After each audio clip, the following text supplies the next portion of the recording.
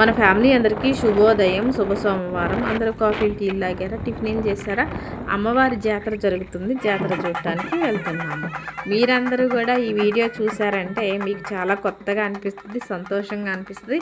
ఎప్పుడు చూడని వీడియో పెట్టారు పద్మ, చాలా సంతోషంగా ఉంది అని మీరు మీ కామెంట్ల ద్వారా నాకు చెప్తారు. అలా బాగుంటుంది. ఇక అమ్మవారి జాతర జరుగుతుంది ఎక్కడంటే, మీతో ఎప్పుడు నేను చెప్తూ ఉంటాను కదా, తోటకి వెళ్తున్నాము, మొక్కజొన్నలో పని ఉంది, పత్తి చేలో పని ఉందని ఎప్పుడు వీడియోస్ తీస్తుంటారు కదా. మనకి తోటకి దగ్గరలోనే అగ్రహారం అనే గ్రామం ఉందండి. చాలా లోనకుంటాయి ఈ చిన్న చిన్న ఊర్లన్నీ కూడా లోనకుంటాయి. ఎక్కువగా బయట వాళ్ళకి తెలియదు, అంటే ఆ ఊర్లో ఉన్న వాళ్ళ బంధువులకి ఇటుగా వచ్చే వాళ్ళకి తప్పితే ఎక్కువగా తెలియదు. చిన్న ఊరు అగ్రహారం అనేది. అగ్రహారంలో పెద్దమ్మ తల్లి తిరునాళ్ళ జరుగుతుంది. మేము చాలా సంవత్సరాలు ఇక్కడే ఉన్నాం కాబట్టి ఇక్కడ వాళ్ళందరూ పరిచయస్తులే. ఇక అమ్మవారి తిరునాళ్ళ, అదే అమ్మవారి వేడుక చూద్దామని ఇక్కడికి వచ్చేసాం. ఈ వీడియో శనివారం వీడియో. పెద్దమ్మ తల్లి తిరునాళ్ళ 5 రోజులు జరుగుతుందండి. గురువారం మొదలుపెట్టి ఆదివారం వరకు జరుగుతుంది. ఈ 5 రోజుల పండగలో భాగంగా రోజుకొక కార్యక్రమం జరుగుతుంది. మొదటి రోజు నుంచి అమ్మవారి ఊరేగింపు, సరువులు నరుక్కురావడం, వడిబియ్యం, కొలబిందెలు, నిప్పులు గుండం తొక్కటం, కళ్యాణం, ఇలా రోజుకొక విధంగా పెద్ద పండుగలా జరుపుకుంటారు. వీడియోలో మొదటిగా మీరు చూసింది అమ్మవారి కళ్యాణం. ఈ ఉప్పలమ్మ పూజలైన ఎల్లమ్మ పూజలు, మైసమ్మ పూజలు, ఇట్లా అమ్మవారి పూజలు, కొందరు అమ్మవారి పూజలు ప్రత్యేకంగా వేద మంత్రాలు తెలిసిన వాళ్ళతోనే కాకుండా ఒక్కో చోటేమో అయ్యగారుల చేత జరిపించుకుంటారు. ఒక్కో చోట ఏంటంటే ఈ పూజల కార్యక్రమాలు ఇలాంటివన్నీ తెలుసని అతన్ని ఒక అతను అనుకొని అతని చేత ఈ కార్యక్రమాలన్నీ కూడా జరిపిస్తారు. ఇప్పుడు సరువులు గుడి దగ్గరికి తీసుకెళ్తున్నారు. సరువులు అంటే గురువారం నుంచి ఆదివారం వరకు ఈ తిరునాళ్ళు జరుగుతుందని చెప్పాను కదా. ఈ 5 రోజుల్లో ఒక రోజు అడవికి వెళ్ళి అడవిలో సండ్ర చెట్లు చూసి 2 సండ్ర చెట్లని నరక్కొచ్చి ఒక దగ్గర పెడతారు. ఇక అక్కడి నుంచి అమ్మవారి కళ్యాణం అయిపోయిన తర్వాత ఆ సండ్ర చెట్లని తీసుకొస్తారు. తీసుకురావటం అంటే ఏ ట్రాక్టర్ మీదో తీసుకురారండి, అందరూ భుజాల మీద మోసుకొని వస్తారు. మోసుకొస్తున్నారు కదా అని ఒక చిన్న మండో చిన్న చెట్టో కాదండి, పెద్ద పెద్ద చెట్లు, 2 చెట్లు తీసుకొని ఒక దగ్గర పెడతారు కదా. ఆ చెట్లని అందరూ కలిసి భుజాల మీద మోసుకుంటూ వస్తారు. చెట్టు మోయటం అంటే అంత తేలిక కాదు కదా. ఎంత జనం ఎక్కువ ఉన్నా కానీ అది భారంగానే ఉంటుంది. ఒక్కెళ్ళి బరువు తీసుకెళ్తుంటే ఇంకొకళ్ళి బరువు లాగుతూ ఉంటుంది. ఇదిగోండి చూడండి ఎలా తీసుకొస్తున్నారు. అయితే ఇలా తీసుకొచ్చేటప్పుడు ప్రతి ఇంటి దగ్గర కూడా బిందె నిండా నీళ్ళు ఉంచుకొని అందులో పసుపు వేసి ఇలా ఆ సండ్ర చెట్ల మీద అలా మోస్తున్న వాళ్ళ మీద నీళ్ళు చల్లుతూ ఉంటారు. ఎందుకంటే ఇలాంటి కార్యక్రమాలు జరిగేటప్పుడు ముఖ్యంగా కొన్ని నమ్ముతారండి. గాలి తూలి సోకకూడదు, గాలి ధూళి ఉంటే ఇలాంటి కార్యక్రమాలకి అడ్డుపడుతుంటాయి. అంటే అమ్మవారిని అడ్డుకునే శక్తి వాటికి ఉండదు, కానీ ఆ కార్యక్రమాన్ని జరిపించే మనుషులకి ఏమీ కాకుండా ఉండాలని అందరూ కూడా తగిన జాగ్రత్తలు తీసుకుంటూ అలా మోసుకుంటూ వస్తారు. ఇక అమ్మవారి గుడి దగ్గరికి తీసుకొచ్చారండి ఆ సరువులు. అవి తీసుకొని వచ్చి గుడి చుట్టూ కూడా 3 చుట్లు తిరుగుతారు. అది కూడా అమ్మవారి భక్తి మీద అందరూ సంతోషంగా నృత్యాలు చేసుకుంటూ అమ్మవారికి జై కొడుతూ గోవిందా కొడుతూ ఇలాంటి అన్నీ కూడా పెద్ద పెద్దగా సంతోషంగా కేకలు పెడుతూ ఈ కార్యక్రమాన్ని జరుపుతుంటారు. ఇక ఈ సరువులు అన్నారు కదా, ఇవి తీసుకొచ్చి అక్కడ అమ్మవారి ఈ గుడి ముందు పందిరి ఉంది కదా, ఆ పందిరి పైన పెట్టాలన్నమాట. జాగ్రత్తగా ఎక్కడా కూడా కింద పెట్టకూడదు. ఎత్తుకున్న తర్వాత ఎక్కడా కింద పెట్టకూడదు. తీసుకొచ్చి అమ్మవారి గుడి ముందు ఉన్న పందిరి మీద పెట్టాలి. ఆ మొదళ్ళు తీసుకెళ్ళి ఆ పందిరి మీద పెట్టాలి. అప్పటి వరకు కూడా ఆ మొదళ్ళు కింద పెట్టకూడదు అన్నమాట. ఇక బరువు వేసి ఎవరికైనా ఎదర పట్టుకున్న వాళ్ళు బరువు వేసి ఒకళ్ళ తర్వాత ఒకళ్ళు భుజాలు మార్చుకుంటారు తప్పితే ఎంత కష్టమైనా కానీ అక్కడ పక్కన పెట్టాలి. అసలు కష్టం అని అనుకోరు, ఎందుకంటే అమ్మవారి మీద ఉండే నమ్మకం అన్నమాట. ఈ జాతర సంవత్సరానికి ఒకసారి లేదా 2 సంవత్సరాలకు ఒకసారి పూజలు అయితే ఎప్పుడు చేస్తుంటారు, కానీ ఇలా పెద్దగా జాతర అంటే సంవత్సరానికి ఒకసారి 2 సంవత్సరాలకు ఒకసారి చేస్తుంటారు. ఇక్కడ మా వారు కూడా మీకు కనిపించే ఉంటారు, సరువులు ఎత్తుకున్నారు. అదిగోండి వెనక ఎల్లో కలర్ టవల్ ఉంది కదా, అంటే ఇప్పుడు కనపట్ల, అదిగోండి అది ఆ పింక్ కలర్ చున్నీ మొహానికి కట్టుకున్నారు కదా, వారి ముందున్న వారు ఈయన గారు అన్నమాట. ఇదిగోండి ఇప్పుడు తీసుకొచ్చి ఇలా పందిరి పైన పెట్టారు. అలా పందిరి పైన పెట్టంలోనే అందరూ సంతోషపడతారనమాట. అంటే ఈ కార్యక్రమం ఏ ఆటంకులు లేకుండా మంచిగా జరిగింది అని అందరూ సంతోషంతో కేకలు పెట్టుకుంటూ డాన్సులు వేస్తారు.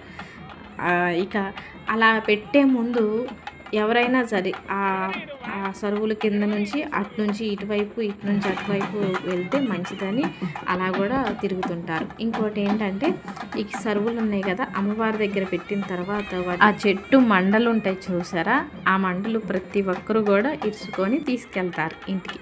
అవి తీసుకెళ్ళి ఇంటికి పందిరి ఉందనుకోండి, పందిరికి కానీ లేదా కిటికీగా కానీ ఆ దగ్గరలో మనకి ఎక్కడైతే అక్కడ పెట్టుకోవటానికి వీలుగా ఉన్న చోట తీసుకెళ్ళి ఆ పుల్లలు తీసుకెళ్ళి పెట్టామనుకోండి మంచి జరిగిద్ది అనే నమ్మకం. అందుకని అందరూ కూడా ఆ చెట్టు నుండి పుల్లలు తీసుకున్నారన్నమాట, నేను కూడా.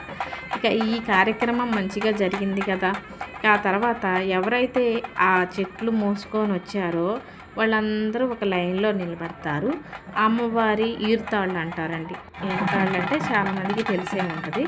ఆ ఈరతాళ్ళతో ఇలా కొట్టించుకుంటారు. దీనివల్ల ఏమంటారు, మనుషుల్ని హింస పెట్టడం ఇలాంటివి అవి ఏమి ఉండవండి. అందరూ కూడా ఇష్టపూర్వకంగా ఇలా కొట్టించుకుంటారు. మంచి జరిగిద్ది, అమ్మవారికి పాదాల దగ్గర ఉండే ఈరతాళ్ళతో కొట్టించుకుంటే మనకి మంచి జరిగిద్దని అందరూ వాళ్ళ ఇష్ట ప్రకారం ఇలా కొట్టించుకుంటారన్నమాట. ఒకరికొకరు పోటీలు పడి మరి ఇలా కొట్టించుకుంటారు.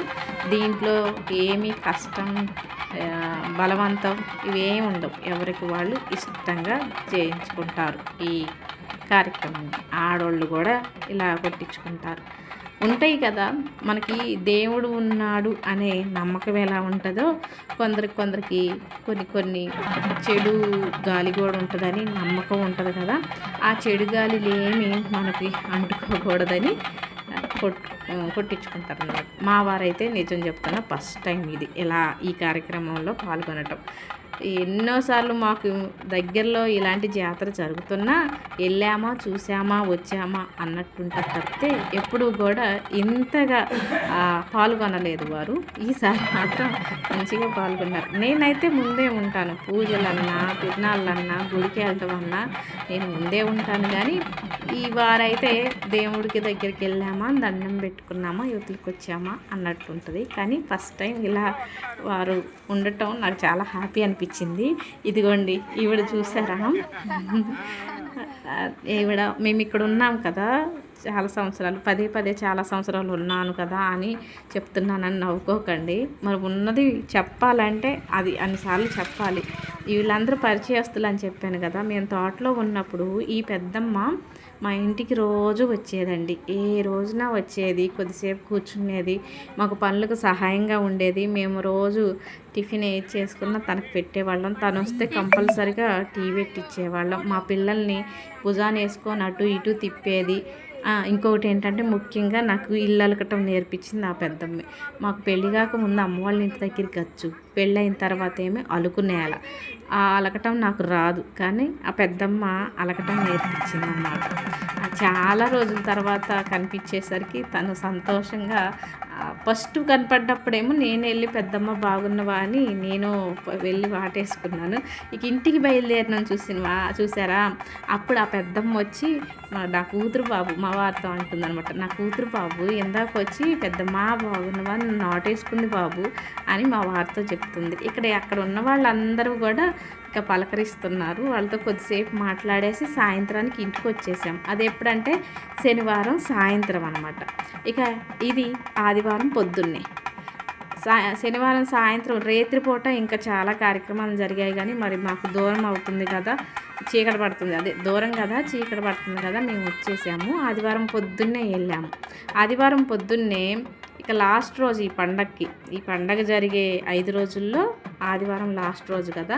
ఇక్కడ ఒక్కొక్క ఇంటి దగ్గర ఒక్కొక్క కార్యక్రమం జరుగుతుంది. అది చెప్పానండి. కొలబిందెలు ఒకళ్ళ ఇంటి దగ్గర, వడి బియ్యం ఒకళ్ళ ఇంటి దగ్గర, మరి కళ్యాణానికి బట్టలు సూత్రం ఒకళ్ళు తీసుకురావటం ఇట్లా ఒక్కొక్క కుటుంబంలో ఇలాంటివి జరుగుతాయి. అంటే ఊర్లో 4-5 ఒక కుటుంబం వాళ్ళు ఉంటారు కదా, ఒక ఇంటి పేరట వాళ్ళు, అట్లా అన్నమాట. ఇప్పుడు ఇది ఏంటంటే బోనం చేసి ఒక ఇంట్లో ఆ బోనాన్ని ఎప్పుడు జరిగినా, ఈ పండగ ఎప్పుడు జరిగినా ఇప్పుడు నేను చెప్పినవి కూడా ఇక ఆ కుటుంబానికే పరిమితం అన్నమాట.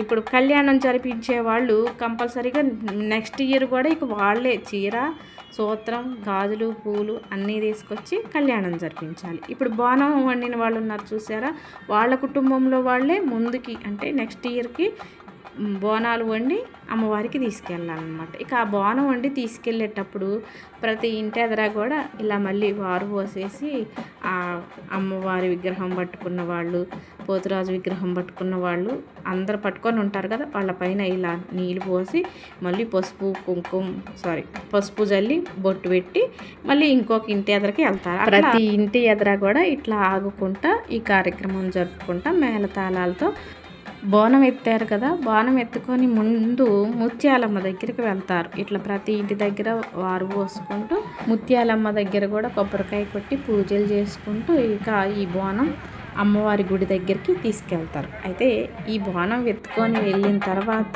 ఉంటుందండి నిప్పులు గుండం కార్యక్రమం. చాలామంది చూడడానికి వస్తారు. ఇది ఇలాంటి కార్యక్రమం ఎక్కడెక్కడ జరుగుతున్నా కరెక్ట్గా నిప్పులు గుండం తొక్కే టైంకి జనాలు ఎక్కువగా వస్తారు. చూడండి, ఊరు చిన్న ఊరే కానీ ఇప్పుడు నిప్పులు గుండం కార్యక్రమానికి జనాలు చూడండి ఎంతమంది వచ్చారు. మేము కూడా ఇది చూడాలనే వచ్చాము. మాకు కరెక్ట్గా టైం తెలియదు కాబట్టి మేము ముందే వచ్చినాం. ఇక ఆ ఊరేగింపు కూడా చూసినాం. ఇది ఆదివారం అటు ఇటుగా టైము 10:30 అవుతుందండి. ఇవన్నీ ముందే నైట్ సర్వులు అన్నాం కదా, సండ్ర చెట్టు ఉంది కదా, దాన్ని నరికి 2:30-3 ఆ ప్రాంతం కాడ నుంచి నిప్పు వెలిగిస్తారు.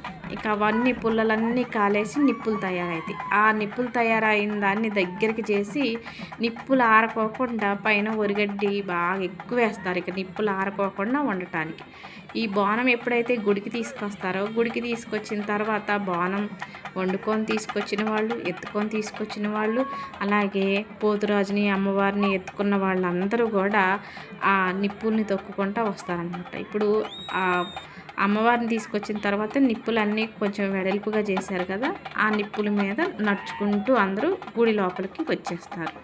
ఇంకా ఇంతవరకు అయితే నాకు కరెక్ట్గా తెలిసింది. కానీ ఇక్కడ మరి నూనె ఎందుకో తెలియదు కానీ నూనె అందరికీ చేతికి అంటిస్తూ తలకి రాసుకోండి అని ఇస్తున్నారు. మరి ఇక అమ్మవారి దగ్గర పెట్టి మరి పూజ చేశారో ఎట్లా చేశారో నేనైతే ఇక ప్రత్యేకంగా ఇది ఏంటి ఎట్లా అని అడగలేదు. కానీ తలకు రాసుకోము, అక్కడ ఉన్న వాళ్ళందరూ ఆ నూనెని తలకు రాసుకోము మంచి జరిగిద్ది అన్నారు.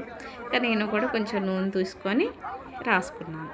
ఇక మేము వెళ్ళింది అయితే 2 రోజులేనండి గుడి దగ్గరికి. 5 రోజుల పండగ జరిగింది కానీ 2 రోజులు మాత్రమే వెళ్ళాము.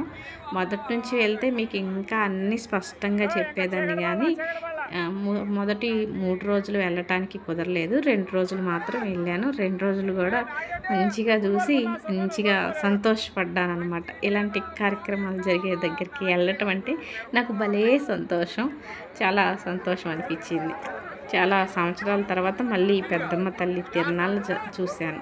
మీరు కూడా చూస్తారు నాతో పాటు అని ఇంత వీడియో చేశాను అనమాట. కష్టం అనుకోకండి, బోర్ అనుకోకండి. చాలా వరకు ఇలాంటివి అరుదుగా కనిపిస్తాయి. మనం పుస్తకాల్లో చదువుతుంటాం కదా, నాగోబా జాతర, సమ్మక్క సారక్క జాతర అని. అలా పెద్ద పెద్ద జాతరలే కాదు, ఇక్కడ ఇలాంటి చిన్న చిన్న ఊర్లో కూడా ఇలాంటి జాతరలు కూడా జరుగుతాయి. అందరూ చూసి సంతోషపడతారని ఈ వీడియో చూశాను. ఎన్ని పండగలు ఉన్నా ఎన్ని హడావిళ్ళు ఉన్నా ఈ తోట పని మాత్రం కంపల్సరీగా ఇక పని అక్కడే ఉంటుంది కదా. అప్పటికొకసారి మొక్కజొన్నకి నీళ్ళు మళ్ళేసి గుడి దగ్గరికి వెళ్ళాం. మళ్ళీ నీళ్ళు ఎడిపోతున్నాయో చూద్దామని మళ్ళీ మొక్కజొన్న దగ్గరికే వచ్చాం. ఇదండి ఇంత వీడియోని ఓపికగా చూసిన మీ అందరికీ పేరు పేరున ధన్యవాదాలు. లైక్ కొట్టండి. పెద్దమ్మ తల్లి దీవెనలు మనందరికీ ఉండాలని